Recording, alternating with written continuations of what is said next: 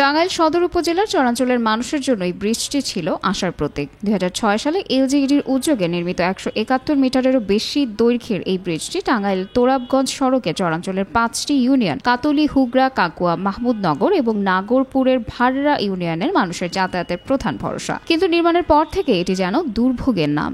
বারবার ভেঙেছে ব্রিজের পূর্ব ও পশ্চিম তীরের অ্যাপ্রোচ।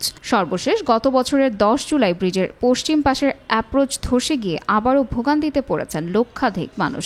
এ জায়গায় মূলত প্রতি বছরই ভাঙে, যারা জনপ্রতিনিধি তারা আসে কষ্টটা ফলায়, তো কিছুদিন ভাঙা বিরত থাকে, তারপরে দেখা যায় আবার ভাঙে। এই ভাঙার কারণে আমরা স্কুলে ঠিক মতো যাইতে পারি না, স্কুলে যেতে দেরি হয়, আর মনে করেন যে গাড়ি ঘোড়া যেতে পারে না, পরীক্ষা দিতে সমস্যা হয়, ঠিক টাইমে যাইতে পারি না।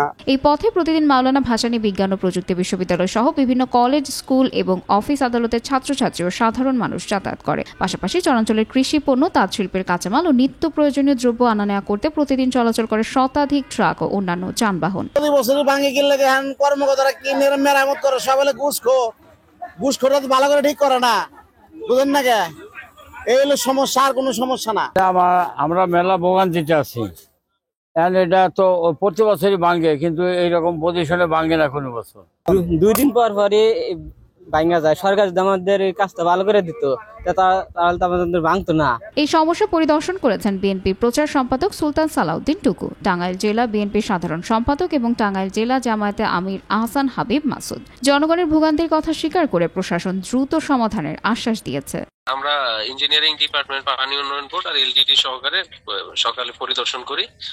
তো এইখানে যেহেতু আপনার অ্যাপ্রোচ ব্রিজে ওঠার ঠিক আগ মুহূর্তে ভেঙে গেছে, ওই জায়গাটা তো একটু সেন্সিটিভ। এখানে কিভাবে করতে হবে এটা নিয়ে আমরা মোটামুটি একটা সিদ্ধান্তে উপনীত হয়েছি। এখানে বালি ফিল আপ করে 4-5টা করে দেবো আর কি।